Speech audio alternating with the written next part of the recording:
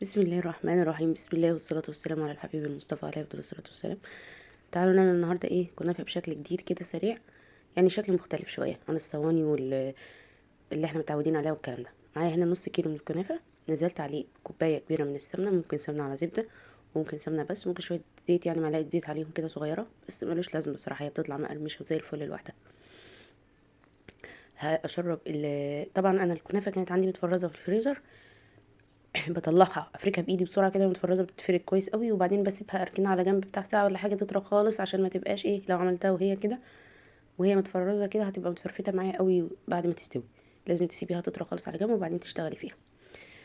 حاطط لها طبعا كوبايه سمنه. شربت الكنافه بايدي كده بالسمنه كلها، وبعدين في الصينيه بتاعه الكب كيك دي هنزل بيها، اعمل كوبايات كده صغيره.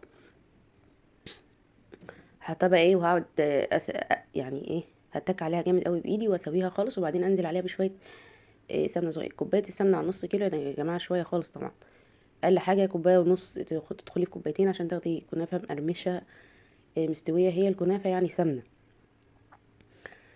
رشيت عليها سمنه من فوق كده ودخلتها الفرن بقى، استوت واتحمرت خالص كده وطلعت. وبعدين الباقي ده هعمله على صينيتين، يعني كل ده من نص كيلو كنافه بس. هتبقى طبقات رقيقه كده. ممكن تتخني الطبقه اكتر من كده شويه، بصراحه كانت رقيقه قوي معايا، بس هو ده اللي اتفضل يعني من بعد الكبات. ممكن انتي تخنيها شويه في الصينيه، بحيث عشان لما يعني لو عايزه تعملي طبقتين تحشيها في النص اي حاجه بعد التسويه، فتخني الطبق شويه.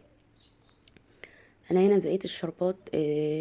الشربات بتاعي بيبقى كوبايتين من السكر، عليهم كوبايه ميه او كوبايه ونص ميه، عليهم معلقه كبيره عسل جلوكوز او عصره ليمون، ومعلقه صغيره فانيليا.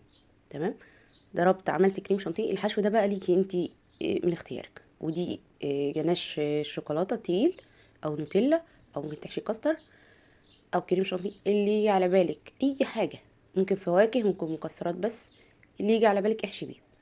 بصوا بقى الكنافه انا طلعتها اهيت، حطيت عليها الكريم شانتيه، وبعدين مانجا.